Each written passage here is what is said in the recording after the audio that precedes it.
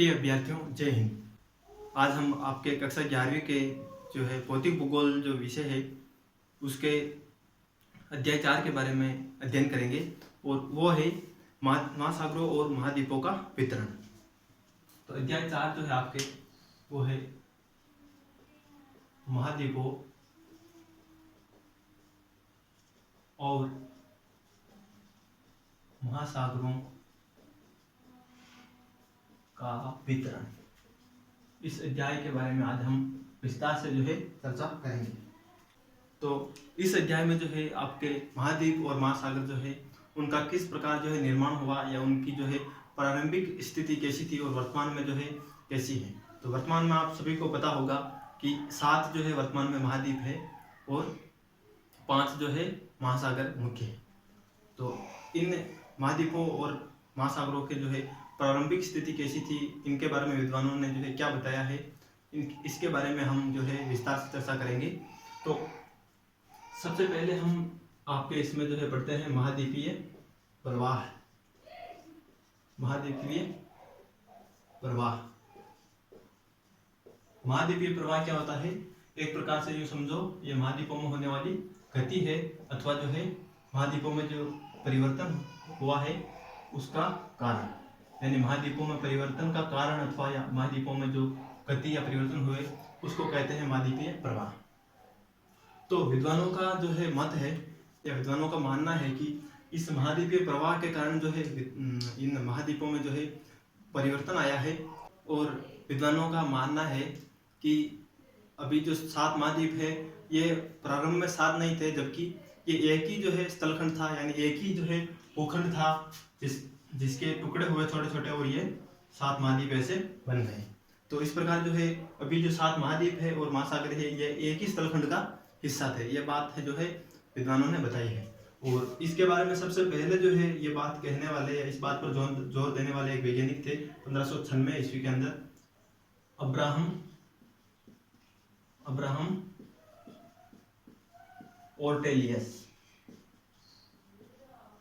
ओर्टेलियस नाम के जो है एक विद्वान थे। उन्होंने 1596 ईस्वी के अंदर जो है ये बात जो है सबसे पहले जो बताई कि जो है ये सभी महाद्वीप जो है एक स्थलखंड का हिस्सा थे।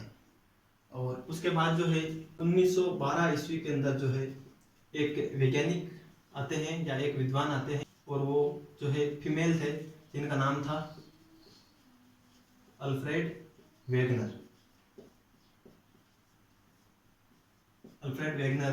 जो कि है एक विद्वान थे। और ये एक अल्फ्रेड वेगनर जो है इन्होंने जो है एक सिद्धांत दिया था और उस सिद्धांत का नाम था महाद्वीपीय विस्थापन का सिद्धांत। ये सिद्धांत दिया था अल्फ्रेड वेगनर ने 1912 में। और आपके जो है ये सिद्धांत जो है वो समझना बहुत जरूरी है, क्योंकि ये एक महत्वपूर्ण सिद्धांत है और अभी सर्वमान्य सिद्धांत भी यही है, क्योंकि ज़्यादातर विद्वान जो है इस सिद्धांत का समर्थन करते हैं, इसको फॉलो करते हैं। तो महाद्वीपीय विस्थापन सिद्धांत जो है ये क्या है, इसके बारे में हम बात कर लेते हैं विस्तार से।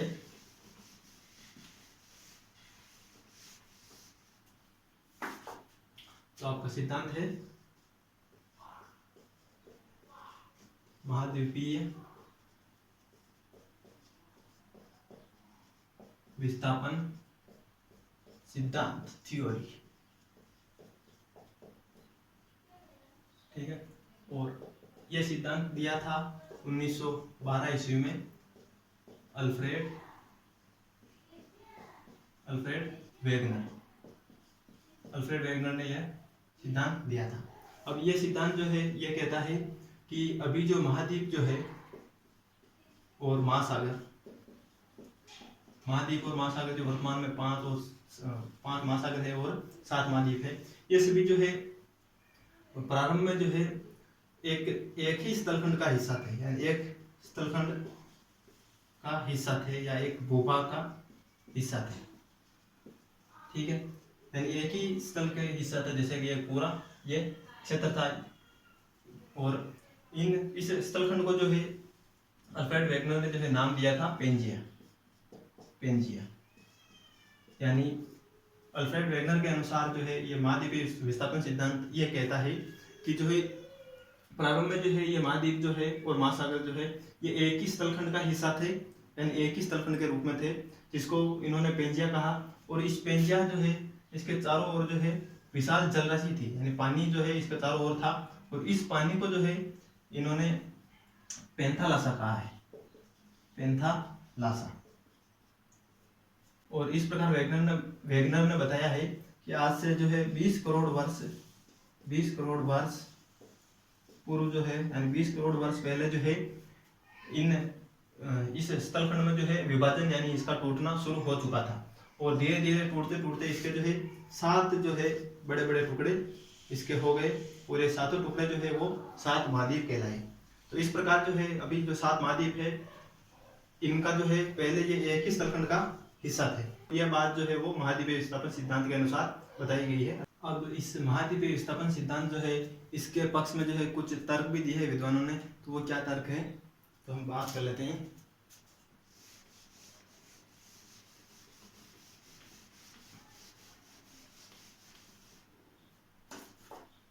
तो विद्वानों ने जो है इसकी पुष्टि करने के लिए, यानी इस बात को जो है सत्य साबित करने के लिए जो है जो तर्क दिए उनमें जो है बुलर्ड नाम के एक विद्वान थे।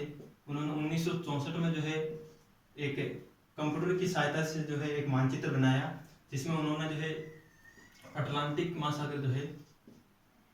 महासागर जो कि अपन विश्व के मानचित्र में देखें तो दोनों साइडों में जो है, अब उनको जो है जोड़ते हुए जो है उन्होंने उनको जोड़कर जो है एक मानचित्र बनाया, जिससे ये लगा कि ये दोनों तट जो है पहले एक थे, लेकिन फिर इनके टुकड़े हो गए और ये दो जो है तट बन गए। और इसके अलावा जो है वैज्ञानिकों ने बताया है कि जो है उत्तरी अमेरिका और दक्षिणी अमेरिका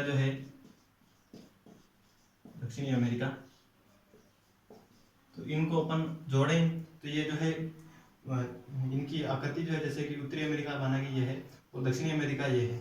तो विद्वानों को मानना है कि इन दोनों को जोड़ें तो ये जो है हूबहू बैठ जाते हैं, ये नहीं कि भाई इनको जोड़ने के बाद ये दोनों एक जैसे लगते हैं। और इसी प्रकार अफ्रीका और इधर यूरोप जो है ये एक जैसे जुड़ते हैं। तो इस प्रकार जो विद्वानों ने ये जो है बताया है कि प्रारंभ में जो है ये एक स्थलखंड के रूप में जो है ये उपलब्ध थे, फिर इनके जो है टुकड़े होकर महासागर और महाद्वीप बने। अब जो हम बात करते हैं महासागर जो है उनकी बनावट के बारे में, तो महासागरों की बनावट जो है वो किस प्रकार है या उसके संबंध में क्या है। महासागरों की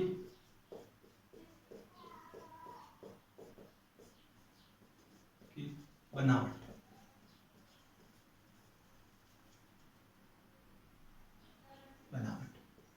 तो महासागरों की बनावट जो है वो प्राकृतिक रूप से हुई है। और इसके अलावा जो है ये 2 प्रकार से जो है हुई है। एक तो है महाद्वीपीय सीमा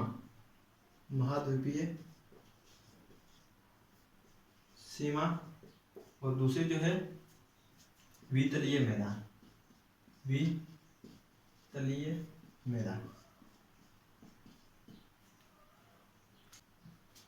तो महाद्वीपीय सीमा जो है वो महाद्वीपों के जो किनारे का जो क्षेत्र है ये महाद्वीपीय सीमा है।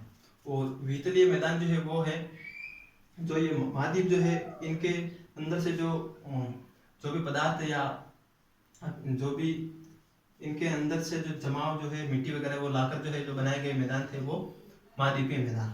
अब महाद्वीपीय सीमा जो है इनके अंदर जो है महाद्वीपीय मग्न तट जो कि पानी में डूबे हुए, उनके अलावा महाद्वीपीय ढाल और खाइयाँ वगैरह ये सभी जो है इसके अंतर्गत आते हैं। तो महाद्वीपीय सीमा जो है वो महाद्वीप जो है उनके किनारों के द्वारा जो है, और इनके किनारों में यानी सीमा के रूप जो पानी था वो जो है महासागरों के रूप में बना। और वितलीय मैदान क्या है, जो महाद्वीपों के द्वारा जो निक्षेप थे वो लाकर जो है जो मैदान बनाए गए वो वितलीय मैदान है। अब हम बात करेंगे भूकंप और ज्वालामुखी जो है उनके वितरण के बारे में।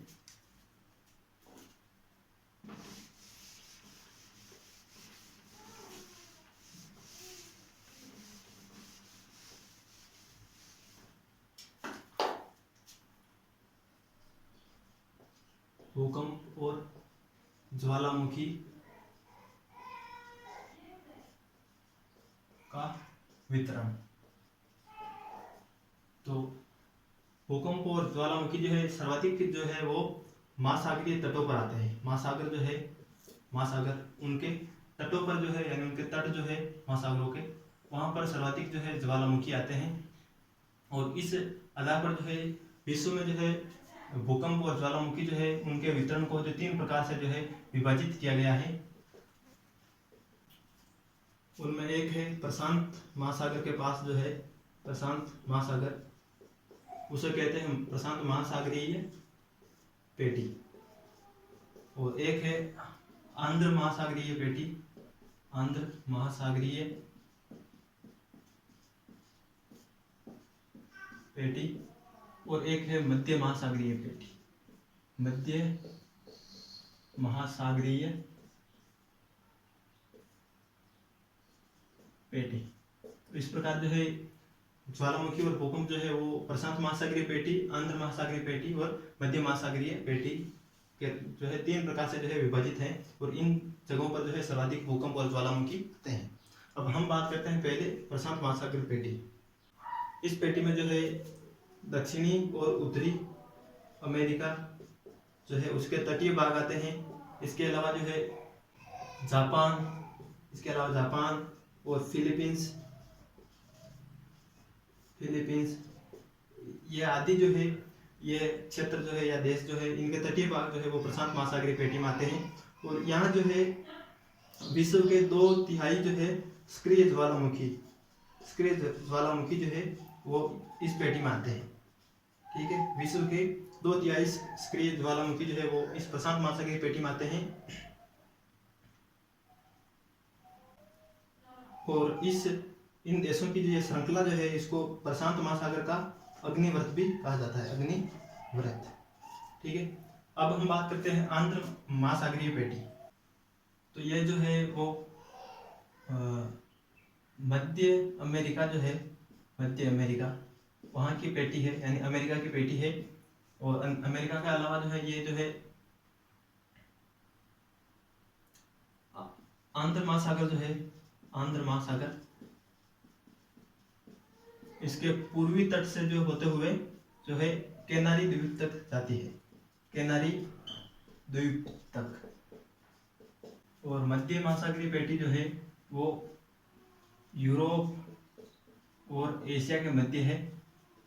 और इसके अलावा जो है इसमें इटली भी इसमें शामिल है। तो इस क्षेत्र में जो है ये मध्य महासागरीय पेटी स्थित है। इसके बाद हम बात करते हैं, इसके बाद प्लेट विवर्तनिक सिद्धांत। प्लेट विवर्तनिक सिद्धांत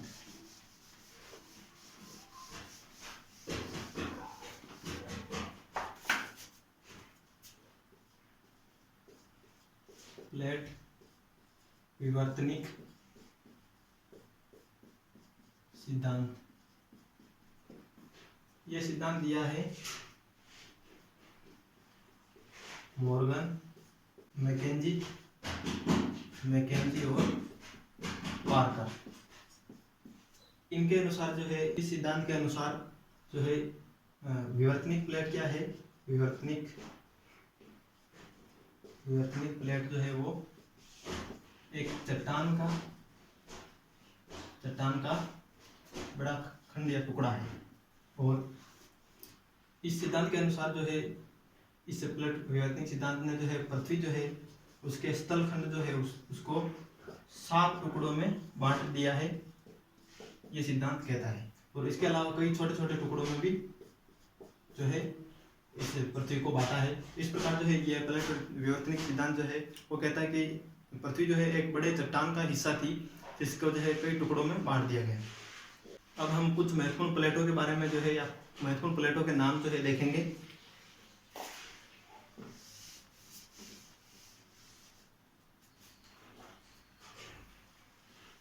महत्वपूर्ण प्लेट, उनमें जो है एक है प्रशांत महासागरीय प्लेट, प्रशांत महासागरीय प्लेट। एक है अटलांटिक आर्कटिक महासागरीय प्लेट, उसके अलावा जो है यूरेशियन प्लेट, उसके अलावा उत्तरी अमेरिकी प्लेट, और एक है इंडो ऑस्ट्रेलियन प्लेट। ये महत्वपूर्ण प्लेटें हैं। अब हम बात करते हैं भारतीय प्लेट के बारे में। भारतीय प्लेट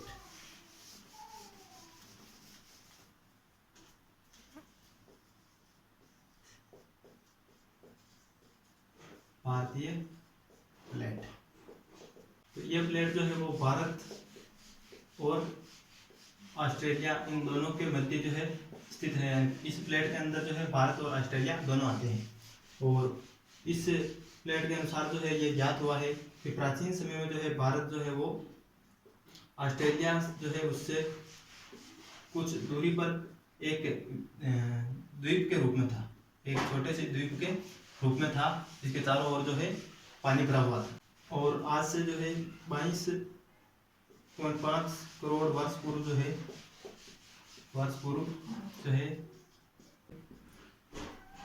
ये करोड़ वर्ष पूर्व जो है ये 33 सागर का हिस्सा जो है वो भारत था। और जब आज से 20 करोड़ वर्ष पूर्व जो है